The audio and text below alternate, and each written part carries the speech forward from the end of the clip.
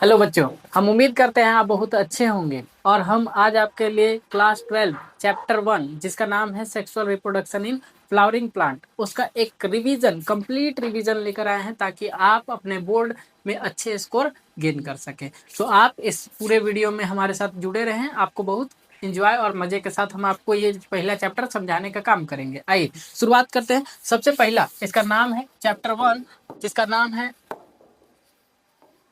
Sexual reproduction in flowering plant. तुम फिर से कर लेते हैं, मिटा के अच्छे तरीके से लिख देते हैं। नाम है sexual reproduction in flowering plant, यानी कि किस प्रकार से कोई भी फ्लावरिंग प्लांट है जो रिप्रोड्यूस करता है, यानी कि रिप्रोडक्शन कर सकता है। क्या प्लांट भी रिप्रोडक्शन करते हैं? बिल्कुल सही बात है, रिप्रोडक्शन करते हैं। किसकी मदद से करते हैं? फ्लावर्स की मदद से करते हैं। याद रखेंगे, जो प्लांट है उनमें जो रिप्रोडक्शन करने की क्षमता होती है वो सिर्फ और सिर्फ फ्लावर में ही होते हैं, एंजियोस्पर्म में। तो हम एक फ्लावर की संरचना की बात करते हैं। आ जाइए एक फ्लावर की बात कर लेते हैं। सबसे पहले एक फीमेल पार्ट होगा, एक मेल पार्ट हो जाएगा, और साथ ही साथ इनके साथ कुछ और भी स्ट्रक्चर्स हो जाएंगे। अगर हम एक फ्लावर की बात करें, इस प्रकार से स्ट्रक्चर हो जाएगा। यानी ये जो फ्लावर है इसके पार्ट्स में female part, male part, petals, sepals, thalamus, यानी ये आपका हो जाएगा सेपल, ये हो जाएगा थैलेमस, ये हो जाएगा पेटल। पेटल का मतलब पंखुड़ी, सीधी सी बात याद रखेंगे। पेटल्स का मतलब पंखुड़ी, सेपल का मतलब बाह्यदल हिंदी में बोलते हैं, जो ग्रीन कलर का होता है। थैलेमस जो फ्लावर के नीचे लगा हुआ होता है। ये देखिए, ये पूरा का पूरा पोर्शन स्टामेन। स्टामेन क्यों बोल रहे हैं?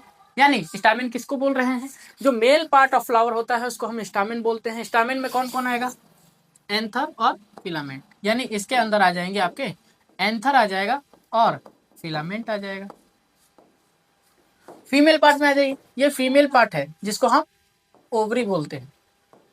सॉरी, ओवरी नहीं, गाइनोइसियम, या बात करें पिस्टिल, ये हो जाएगा आपका पिस्टिल या कार्पेल बोल देंगे इसको हम लोग। अब बोला जा रहा है कि ये जो पेटल्स है, क्या सिर्फ और सिर्फ एक पेटल्स रहेगा पूरे प्लांट में? नहीं, और भी प्लांट्स में, सॉरी, और भी फूल में पेटल्स हो सकते हैं। तो पेटल्स के ग्रुप को हम लोग बोलते हैं कोरोला। याद रखेंगे इस बात को कि पेटल्स के जितने ग्रुप होंगे सबको हम कोरोला बोलेंगे, और सेपल के जो ग्रुप होंगे उसको हम कैलिक्स बोल देंगे, और जो स्टामेन का ग्रुप होगा उसको एंड्रोइसियम बोलेंगे, और जो पिस्टिल का ग्रुप होगा उसको हम गाइनोइसियम बोलेंगे। याद रखेंगे, यानी फीमेल के ग्रुप को गाइनोइसियम, मेल के ग्रुप को एंड्रोइसियम, पेटल के ग्रुप को कोरोला और सेपल के ग्रुप को कैलिक्स बोलेंगे। ये पूरा का पूरा प्लांट आपके दिमाग में सॉरी, पूरा का पूरा फ्लावर आपके दिमाग में छप गया होगा किस प्रकार से फ्लावर के पार्ट्स हो सकते हैं। अब इसके बाद आगे बढ़ते हैं हम अगले नेक्स्ट पेज पे, यानी आगे बढ़ते हैं किस प्रकार से रिप्रोडक्शन होगा, कौन कौन से इवेंट होंगे रिप्रोडक्शन के, इस पे बात कर लेते हैं कि क्या क्या चीजें आगे आने वाली हैं आपके। तो सबसे पहली बात बोला जा रहा है,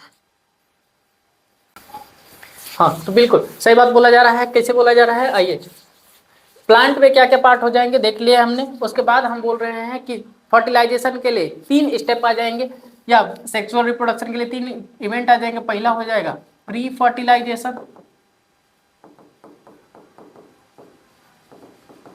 दूसरा हो जाएगा फर्टिलाइजेशन, तीसरा हो जाएगा पोस्ट फर्टिलाइजेशन।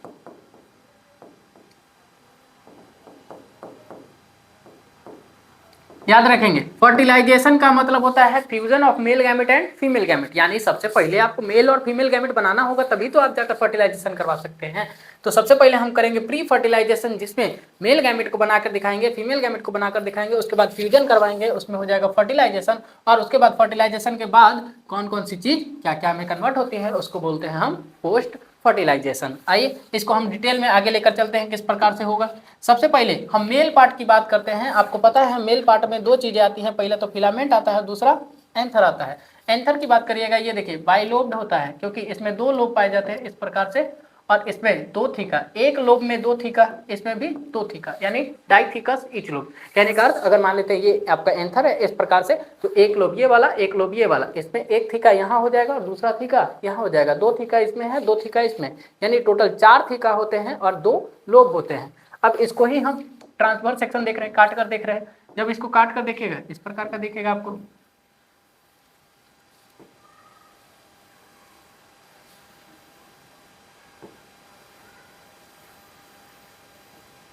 जी बिल्कुल, यहाँ पर 1 थीका, 2 थीका, 3 थीका और 4 थीका, चारों थीका में एक एक माइक्रो स्पोरेंजिया रहेंगे, जिसमें स्पोरोजिनस टिश्यू रहेंगे।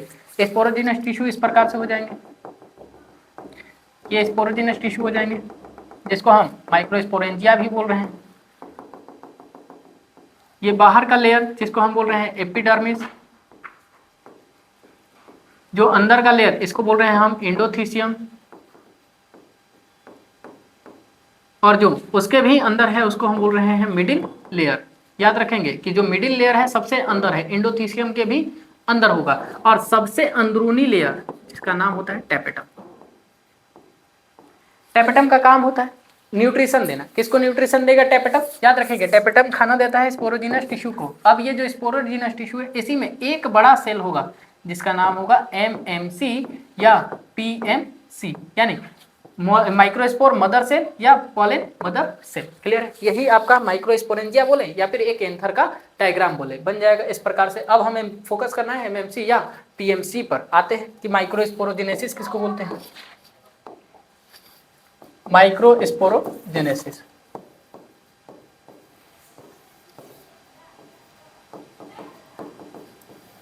किस प्रकार से हो जाएगा? Microsporogenesis, formation of microspore. पहले डेफिनेशन सुन लेते हैं। Formation of microspore from microspore mother cell is called microsporogenesis. यानी एक एमएमसी है जिसका नाम अभी तुरंत हमने जाना, माइक्रोस्पोर मदर सेल, ये करेगा मियोसिस,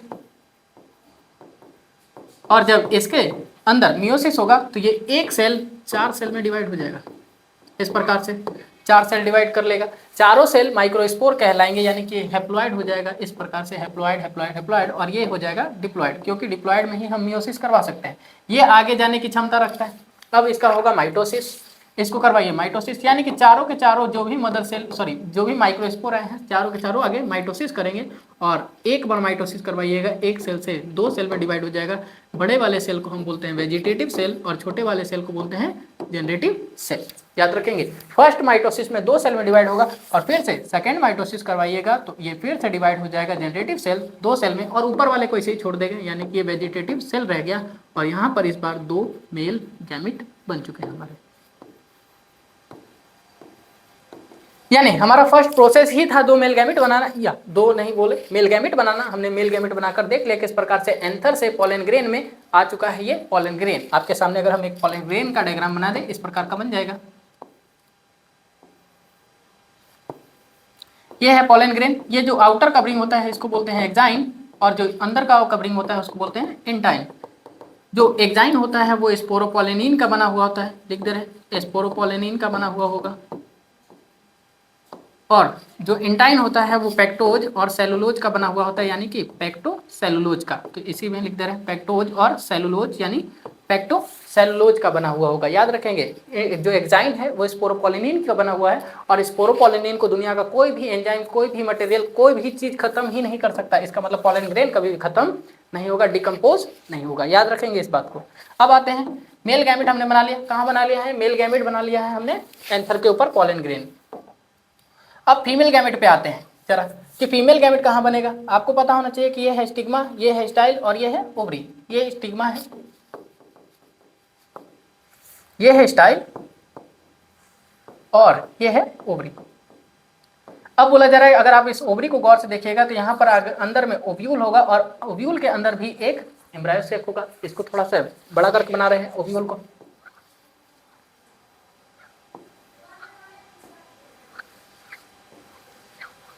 इस प्रकार के ओव्यूल हो जाएगा। ओव्यूल के अंदर ये जो है एम्ब्रायोसेक है, इसको हम एमएमसी बोलेंगे, यानी मेगा स्पोर मदर सेल। अब इस मेगा स्पोर मदर सेल में ही होगा मियोसिस और बनेगा आपका मेगा स्पोर्स। फिर से वही सेम प्रोसेस जैसे अभी हमने मेल में किया था उसी प्रकार से इसमें भी करेंगे कि एक एमएमसी था, एमएमसी का यहाँ पर चैलेंजा और माइक्रोपाइल हो जाएगा, जो हम अभी तुरंत आगे बता देंगे आपको कि क्या हुआ है। एक में मियोसिस करवाइए इस प्रकार से 1 2 3 4। अब बोला जा रहा है ये चैलेंजा है और ये माइक्रोपाइल है, तो हम याद रखते हैं कि ये इसको बोल देंगे हम लोग मेगा स्पोर। हमारे सामने मेगा स्पोर बनकर तैयार हो चुके हैं। अब मेगा स्पोर में क्या होगा कि ये तीनों के तीनों डीजेनरेट हो जाएंगे, खत्म हो जाएंगे माइक्रोपाइल की तरफ और सिर्फ चैलेंजा की तरफ बच जाएंगे, और इसका आगे जाकर होगा डेवलपमेंट। यानी सबसे पहले हम करेंगे माइटोसिस 1, यानी माइटोसिस हो रहा है, एक बार माइटोसिस करेंगे ये 2 सेल में डिवाइड हो जाएगा, क्योंकि एक सेल से 2 सेल, 2 सेल से 4 सेल, यानी 4 न्यूक्लियस, सीधी सी बात, और 4 न्यूक्लियस से बन जाएगा ये 8 न्यूक्लियस। डन। यानी हमारे पास एक सेल में 8 न्यूक्लियस आ चुके हैं, इसी का हम रीअरेंज कर देंगे, इस प्रकार से हो जाएगा। ये ऊपर चैलेंजा है, नीचे माइक्रोपाइल है, 1 2 3 1 2 3 1 2, और एक बड़ा सेल आ जाएगा जिसको हम बोल देंगे एक सेल, और बीच में 2 न्यूक्लियस। देखिए ये तीनों के तीनों एंटीपोडल सेल,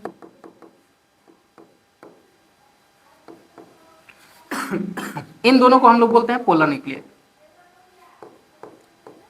पोलर न्यूक्लियाई बोल देंगे या सेंट्रल न्यूक्लियाई भी बोल सकते हैं। ये हो जाएगा आपका एग सेल,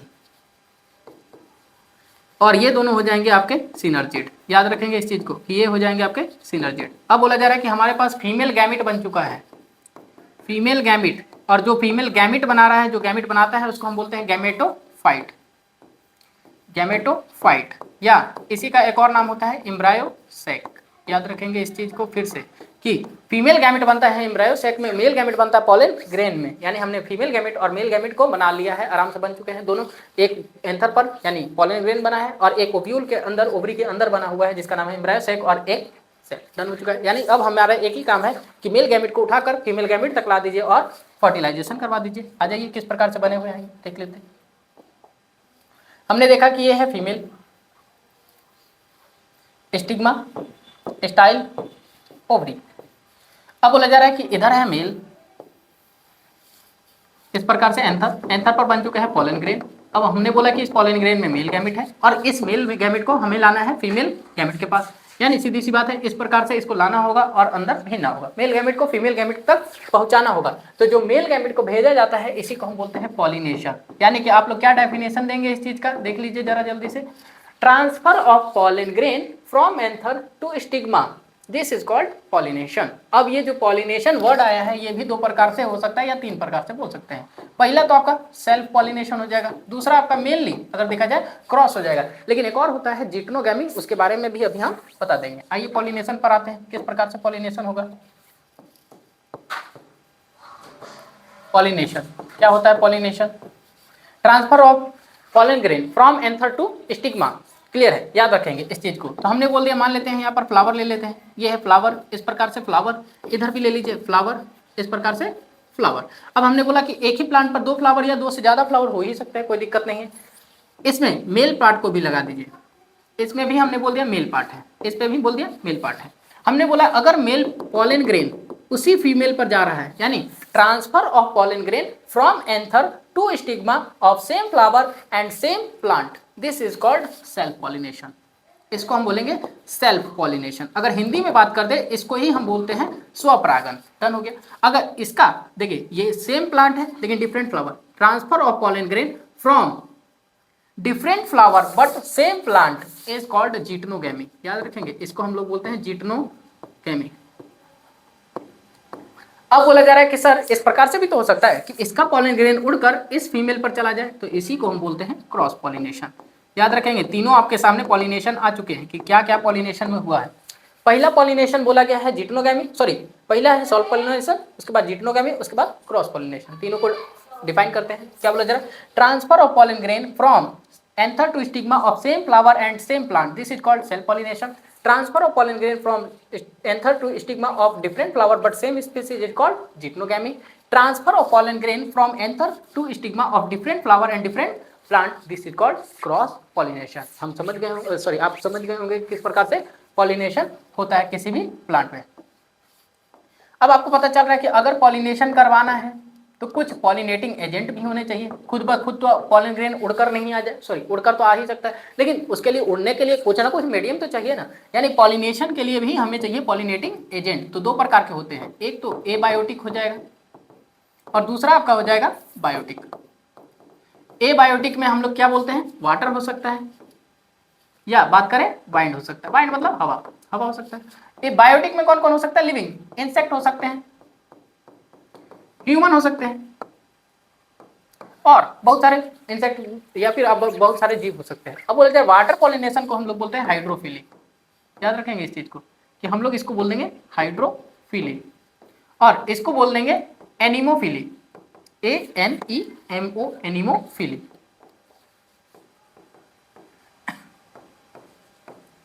एनिमोफिली यानी जो हवा से जाता है उसको एनिमोफिली, और जो इंसेक्ट से होता है उसको बोलते हैं एंटोमोफिली।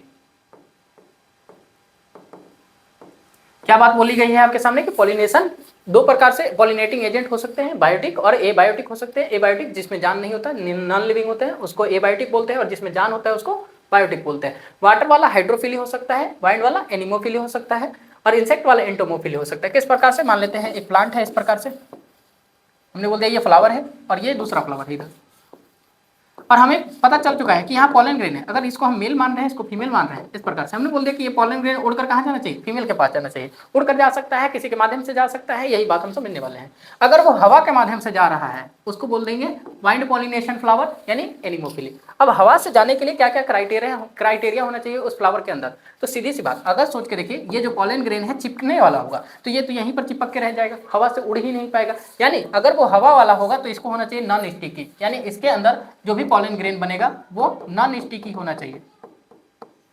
और दूसरा बात, लाइट होना चाहिए। लाइट का मतलब हल्का होना चाहिए, ऐसा नहीं कि भारी है ये उड़ ही नहीं पाएगा, हल्का होना चाहिए। और दूसरी बात, इधर स्टिग्मा पे आ जाते हैं, इसका जो हवा वाला जो भी स्टिग्मा होगा उसको फैला हुआ होना चाहिए, फेदरी होना चाहिए, ताकि जितने भी आएंगे हवा से उसको एक्सेप्ट कर सके। बात समझ में आ रहा है, ये वाइंड के लिए हो जाएगा। अब आते हैं वाटर के लिए। वाटर के लिए अगर हम आपको बात करें कि सारे के सारे प्लांट पानी में मान लेते हैं, जितने भी प्लांट पानी के होते हैं, क्या सब में वाटर पॉलिनेशन होगा? नहीं सर, याद रखेंगे वाटर वाटर का मतलब ही समझ रहे होंगे कि पानी के द्वारा, पानी का जैसे मान लेते हैं ये वाला लेयर है पानी सा, और इसमें फ्लावर है, और इस फ्लावर का पॉलन ग्रेन इस पानी के माध्यम से दूसरे फ्लावर के स्टिग्मा पर जा रहा है। तो वाटर से क्या सारे के सारे प्लांट करेंगे? नहीं। तो दो बात आपको याद रखना है, दो, वाटर हाइसिंथ और वाटर लिली। याद रखेंगे जिसमें भी वाटर आ रहा है वो कभी भी पानी से कभी ये दोनों ऐसे फ्लावर है जो पानी से पॉलिनेशन नहीं करते हैं, यानी इनका पानी से पॉलिनेशन नहीं होता। क्यों? क्योंकि मान लेते हैं ये पानी का लेयर है, फ्लावर इस प्रकार से ऊपर है, तो जब ये फ्लावर ऊपर है पानी इसमें जा ही नहीं रहा, तो पॉलिनेशन पानी से हो सकता है? नहीं हो सकता। इसलिए ये वाइंड से या इंसेक्ट से पॉलिनेशन करवा लेते हैं। तो क्या सर पानी से कोई पॉलिनेशन नहीं करेगा? बिल्कुल करेगा, तभी तो हम पढ़ रहे हैं वाटर पॉलिनेशन। याद रखेंगे दो एग्जाम्पल आपके सामने है पानी के, एक तो है आपका यूस्टेरा और दूसरा है वॉलिस्नेरिया।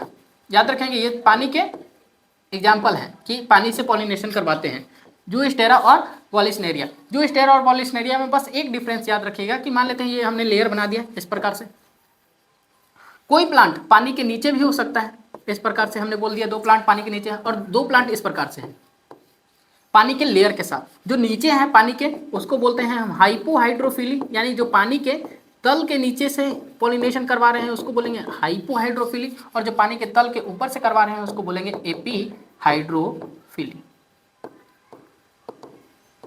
हम उम्मीद करते हैं आपको ये वाला डन हो गया होगा, किस प्रकार से वाइड पॉलिनेशन, किस प्रकार से पानी पॉलिनेशन काम करता है, यानी वाटर पॉलिनेशन। अब उसके बाद हम बोल रहे हैं कि ये जो आपका इंसेक्ट वाला है, इंसेक्ट वाला मेन फोकस करना है कि क्या इंसेक्ट को फायदा हो रहा है और क्या प्लांट को फायदा हो रहा है। तो आप खुद से सोच के देखिए, एक फ्लावर है, आप उस फ्लावर के लिए क्यों अट्रैक्ट होते हैं? कलर देखकर, साइज देखकर, खूबसूरती देखकर। अगर वो फ्लावर में होता ही नहीं तो आप नहीं जाते। तो वो अगर आप फ्लावर के पास नहीं जाते तो उसका पॉलन ग्रेन उड़ता ही नहीं, यानी पॉलिनेशन नहीं हो पाता। उसी प्रकार से इंसेक्ट को भी, इंसेक्ट को चाहिए नेक्टर, नेक्टर का मतलब रस होता है। दूसरा फ्रेग्रेंस, खुशबू के साथ, खुशबू चाहिए उसको भाई। अगर खुशबू नहीं होगा यानी सुगंधित फ्लावर नहीं होगा तो इंसेक्ट अट्रैक्ट नहीं होगा। और साथ ही साथ लार्ज फ्लावर होना चाहिए, तभी जाकर उसको अट्रैक्ट कर पाएगा, यानी लार्ज साइज होना चाहिए। और कुछ होना चाहिए? बिल्कुल, एग दे लेने, यानी कि एग ले करने की जगह होनी चाहिए। एग ले करेगा, कोई भी कीड़ा है, छोटा कीड़ा है, वो किसी फ्लावर पर जाएगा, अंडा दे सकता है, तो उसके लिए भी वो उस पर जाएगा और पॉलन ग्रेन को उठाकर किसी फीमेल पर रख देगा। ये होता है इंसेक्ट पॉलिनेशन के कुछ फायदे, या फिर बात करें कि क्या चाहिए होता है कीड़ों को, जिससे प्लांट खुश होता है और ये कीड़े भी खुश हो जाते हैं। अब हमने पॉलिनेशन देख लिया, किस प्रकार से पॉलिनेशन होगा। अब आ जाते हैं, हमने बोल दिया कि ये स्टिग्मा है, ये स्टाइल है और ये ओवरी है। इस प्रकार से हमने बोल दिया कि मान लेते हैं एक पॉलन था, इस प्रकार से ये उड़कर इसके पास आ चुका है। अब स्टिग्मा पे पॉलन ग्रेन आ चुका है, इसको हमने बोल दिया पॉलिनेशन। क्या ये जो स्टिग्मा है सारे पॉलिनेशन, अब खुद सोच के देखिए, हवा बहुत सारा हवा है, हर जगह से पॉलन ग्रेन आ रहे हैं ना इस प्लांट पे, तो क्या सबको एक्सेप्ट कर लेगा? नहीं सर, जो इसके लायक होगा उसको एक्सेप्ट करेगा और जो इसके लायक नहीं होगा उसको रिजेक्ट कर देगा। जो लायक होगा उसको अंदर भेजा जाएगा स्टिग्मा स्टाइल के थ्रू। यानी कि ये सारा का सारा जो भी कंट्रोल हो रहा है सब कौन कंट्रोल करेगा? केमिकल्स।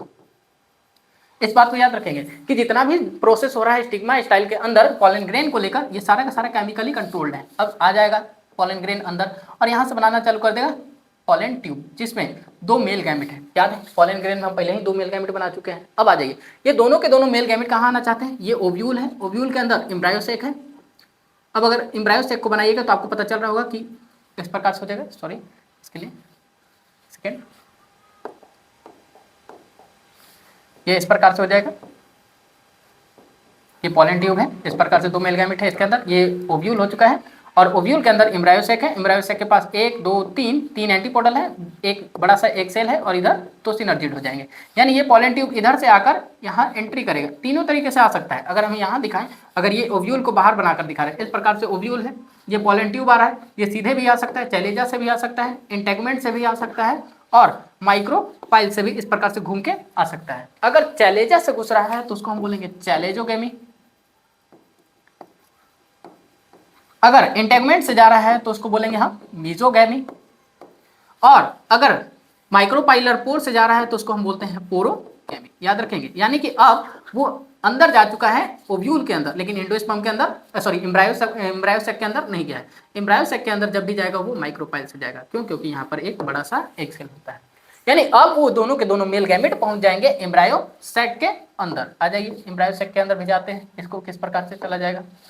हमने बोल दिया ये है एम्ब्रायोसेक, ये है बड़ा सा आपके सामने एक सेल और ये दोनों के दोनों हैं सिनर्जिड, एक सिनर्जिड 2 सिनर्जिड और यहाँ पर है एंटीपोडल सेल और यहाँ पर पोलर न्यूक्लियाई। अब आपको पता है मेल गैमेट पहुंच चुके हैं। आ जाइए, मेल गैमेट पहुंचा दे, एक मेल गैमेट 2 मेल गैमेट। जैसे ही मेल गैमेट अंदर आ जाएगा ये दोनों के दोनों सिनर्जिड खत्म हो जाएंगे। यानी यहाँ से सिनर्जिड को खत्म कर दिया जाए। आइए खत्म करते हैं आपके सामने। इस प्रकार से ये सिनर्जिड आपके खत्म हो जाएंगे। अब 2 मेल गैमेट हैं और एक फीमेल गैमेट। बड़ा ना इंसाफी है कि 2 मेल गैमेट और एक ही फीमेल गैमेट है, तो एक मेल गैमेट तुरंत जाएगा और इस फीमेल गैमेट को फर्टिलाइज कर देगा, यानी जाइगोट में कन्वर्ट कर देगा। लेकिन एक मेल गैमेट बेचारा बच गया। ये मेल गैमेट कहता है कि हम चले जाएंगे पोलर न्यूक्लियाई के पास, यानी कि अब ये फ्यूजन कर लेगा पोलर न्यूक्लियाई से। यानी एक मेल गैमेट और एक सॉरी दूसरा मेल गैमेट, 2 मेल गैमेट है ना, तो दोनों मेल गैमेट के साथ हम बात कर लेते हैं। एक मेल गैमेट है और दूसरा भी मेल गैमेट है, एक फीमेल गैमेट के साथ मैच करता है। इस प्रकार से, रुकिए थोड़ा सा एक जगह अच्छे तरीके से लिखते हैं इसको नीचे। हमने बोला एक मेल गैमेट है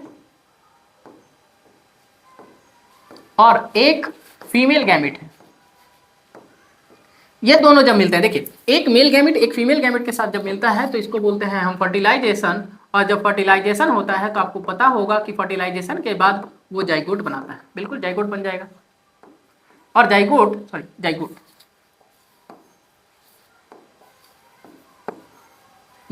जो जाइगोट होगा आपको पता होना चाहिए कि वो डिप्लॉयड हो जाएगा। अब दूसरी ओर दूसरा मेल गैमेट यानी सेकेंड मेल गैमेट किसके साथ फ्यूजन कर रहा है? पोलर न्यूक्लियाई के साथ। यानी कि ये डिवाइड कर रहा है, ये सॉरी फर्टिलाइज कर रहा है पोलर न्यूक्लियाई के साथ।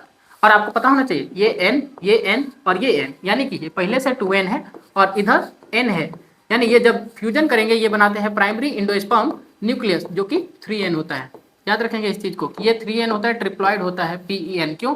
क्योंकि 2 पोलर न्यूक्लियाई पहले ही से थे और एक मेल गैमेट जाता है जिसके चलते ये 3N स्ट्रक्चर हो जाता है, ट्रिप्लॉइड। पूरे प्लांट में एक ही स्ट्रक्चर है जो ट्रिप्लॉइड होता है PEN। जो जाइगोट है आगे जाकर बनाएगा एम्ब्रायो और जो PEN है आगे जाकर बनाएगा एंडोस्पर्म। अब हमें पता चल चुका है कि एंडोस्पर्म भी कैसा होगा? ट्रिप्लॉइड होगा और एम्ब्रायो कैसा होगा? 2N होगा। डन है सर, क्लियर हो गया? हम समझ रहे हैं कि आपको अच्छे तरीके से फील हो रहा है कि क्या किस प्रकार से काम कर रहा है। क्लियर है? आगे बढ़े, चलिए। अब बोला जा रहा है कि हमारे पास अगर आप गौर से देखेगा, ये अगर मान ले तो ओवरी है, ओवरी के अंदर ये ओव्यूल था, ओव्यूल के अंदर 2 चीजें बन चुके हैं, एक तो एंडोस्पर्म बन चुका है और एक जाइगोट बन चुका है। ये जाइगोट अब डिवाइड करना चालू करेगा। सबसे पहले तो 2 सेल में डिवाइड करेगा। क्लियर है? 2 सेल से 4 सेल, 4 सेल से 8 सेल, 8 सेल से 16 सेल। अब धीरे धीरे डिवाइड कर रहा है, इधर माइक्रोपाइल है और इधर चालीजा है, इसको बाहर निकाल के डिवाइड करवा रहे हैं। हमने बोला कि इस प्रकार से डिवाइड करेगा, 2 से 4 बनाएगा, डन है। इस प्रकार से और भी डिवीजन करेगा। अब हम आगे बढ़ा दे रहे हैं थोड़ा सा, ठीक है। इस प्रकार से डिवीजन होता है, 2 से 4, 4 से 8, 8 से 16, 16 से 32। इस प्रकार से 2 सेल बनाएगा। एक को हम बोलते हैं एम्ब्रायनल सेल और एक को बोलते हैं सस्पेंसर सेल। अभी क्यों बोलते हैं ये अभी तुरंत समझ में आ जाएगा। और सस्पेंसर सेल की तरह माइक्रोपाइल की तरफ और एम्ब्रायनल सेल की तरह चालीजा की तरफ आ जाइए। जो एम्ब्रायनल सेल है इसी प्रकार से डिवाइड करते करते हार्ट शेप का हो जाएगा और जो सस्पेंसर सेल है नीचे आ जाएगा। अब देखिए, अगर सस्पेंसर सेल माइक्रोपाइल की तरफ है, इधर है सस्पेंसर सेल, इधर से धक्का दे रहा है ऊपर की तरफ अगर धक्का दे रहा है, एंडोस्पर्म की तरफ जा रहा है कि नहीं, एम्ब्रायो, ये एम्ब्रायो एंडोस्पर्म की तरफ जा रहा है और एंडोस्पर्म इसको फूड देगा, न्यूट्रिशन देगा, यानी कि जो खाना देने का काम करता है कौन करता है, एंडोस्पर्म। अब इसके बाद धीरे धीरे कर ये एंडोस्पर्म ये जो एम्ब्रायो है पूरा डेवलप हो जाएगा, आगे जाकर ये इस प्रकार का एम्ब्रायो बना देगा। बात समझ में आ रहा है? क्लियर हो गया? यानी कि हमारे जो एक सीड है उसमें एम्ब्रायो भी दिखेगा आपको और एंडोस्पर्म भी। अब यहाँ पर बात याद करने वाली है कि अगर मान लेते हैं वो जो एंडोस्पर्म है देते देते खत्म हो गया, खाना दे रहा है, खाना देते देते खत्म हो जा सकता है। अगर वो खाना खत्म हो जाता है, इसके पास एंडोस्पर्म नहीं रहेगा, और अगर मान लेते हैं देते देते इसके पास खाना बच गया, यानी एंडोस्पर्म बच गया, तो वो एंडोस्पर्म बचा हुआ रह जाएगा। उसके ऊपर आ जाते हैं। चलिए अब एक सीड की बात करते हैं। हमने बोला कि अगर एंडोस्पर्म रह रहा है, एंडोस्पर्म प्रेजेंट है,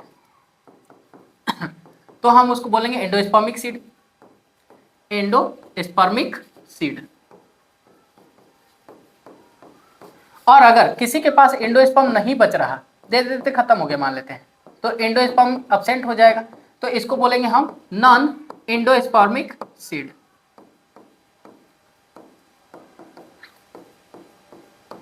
नॉन एंडोस्पर्मिक सीड हो जाएगा। अब हमने बोला कि अगर इसके पास एंडोस्पर्म नहीं है, यानी कि कब खत्म हुआ होगा, याद रखिएगा 2 तरह के सीड होते हैं, एक तो आपका हो जाएगा मोनोकोट और दूसरा हो जाएगा डाइकोट। अब हम सुटेबल तरीके से हमें याद है तो इसलिए हम लिख दे रहे हैं कि कौन मोनोकोट है कौन डाइकोट है।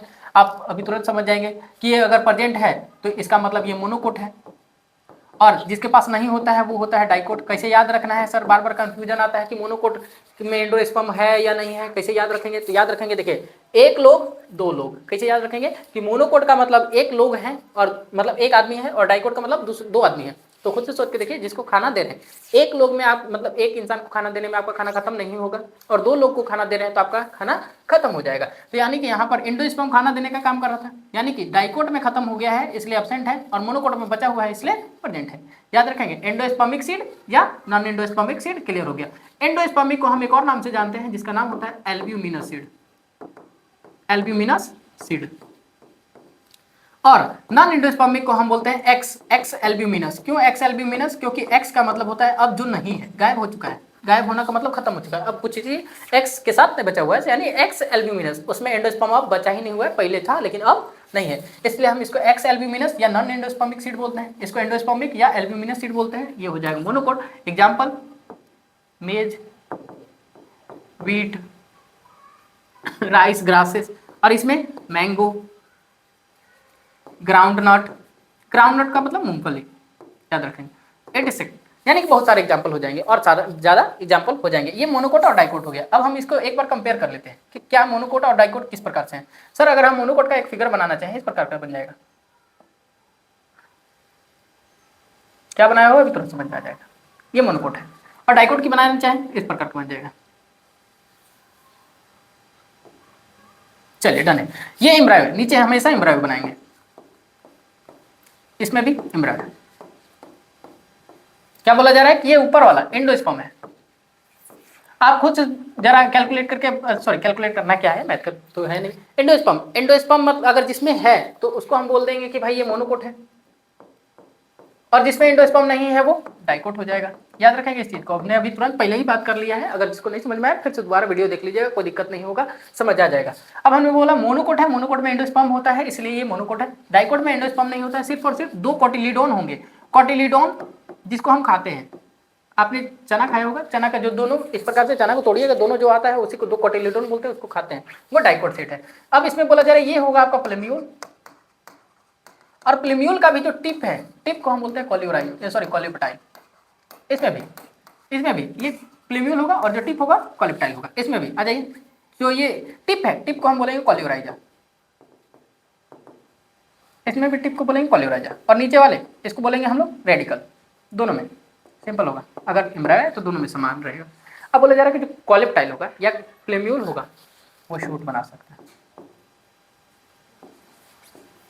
और ये रूट बना सकता है। इस प्रकार से शूट और रूट का डिसाइड हो जाएगा, यानी कि एम्ब्रायो ही आगे जाकर एक प्लांट बनाने का क्षमता रखता है। ये मोनोकोट हो गया और ये डाइकोट हो गया। हम उम्मीद करते हैं आपको अच्छा से ये वाला मोनोकोट और डाइकोट का एक्सप्लेनेशन क्लियर हुआ होगा। आगे बढ़ते हैं। अब हमने बोल दिया कि भाई हमारे पास एक इस प्रकार से अभी तक जो भी चीजें हुई हैं, आ जाइए, ये स्टिग्मा था, स्टाइल था, ओवरी था। ओवरी के अंदर फर्टिलाइजेशन हो चुका है। फर्टिलाइजेशन होने के बाद ये जो ओव्यूल था, ओव्यूल के अंदर दो चीजें बन चुकी हैं। एक तो एंडोस्पर्म, अगर बनना होगा मोनोकोट होगा तो एंडोस्पर्म होगा, अगर डाइकोट होगा तो एंडोस्पर्म नहीं होगा। लेकिन हमारे अंदर एक एम्ब्रायो तो बन चुका है। अगर एम्ब्रायो बन चुका है, फर्टिलाइज हो चुका है, यानी कि ये जो ओव्यूल होगा अब ओव्यूल सीड बना लेगा। क्या बना लेगा? ये ओव्यूल था, ओव्यूल सीड बना लेगा, और ये जो ओवरी था, ओवरी आगे जाकर फ्रूट बना लेगा। इस प्रकार से सीड और फ्रूट का निर्माण हो जाएगा। डन हो गया। ये है सेक्सुअल रिप्रोडक्शन और फ्लावरिंग प्लांट में, जो कि हम सीड और फ्रूट बनाना सीखने वाले थे। हमने बना लिया, सीड और फ्रूट बना लिया। किस प्रकार से बना हम लोग सीख भी गए। अब कुछ चीजें हैं, जैसे कि ये फ्रूट है, ये आगे जाएगा और डेवलप होने के बाद इसका जो स्टिग्मा है, स्टाइल है, खत्म हो जाएगा। अब दो प्रकार के फ्रूट होते हैं।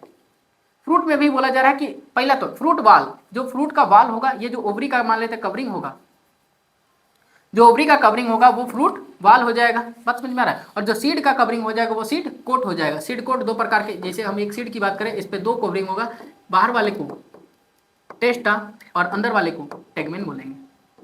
और जो फ्रूट है, एक फ्रूट के तीन कवरिंग होंगे, बाहर वाले को पेरिकार्प, अंदर वाले को मीजोकार्प और सबसे अंदर वाले को एंडोकार्प बोल देंगे। याद रखेंगे इस चीज को कि हम लोग फ्रूट को भी तीन प्रकार, सॉरी फ्रूट वाल को भी तीन प्रकार से और सीड वाल को भी दो प्रकार के बांट सकते हैं। फ्रूट में बोला जा रहा है कि अगर हम लोग ओवरी को खा रहे हैं तो ये ट्रू फ्रूट होगा। सीधी सी बात, कई सारे फ्रूट है जिसमें हम ओवरी को फर्टिलाइजेशन के बाद फेंक देते हैं और नीचे वाला थैलेमस खाते हैं, तो वो होता है फॉल्स फ्रूट। सर अब आपके दिमाग में आ गया होगा तुरंत से कि फॉल्स फ्रूट का एग्जाम्पल दीजिए। एप्पल हो जाएगा।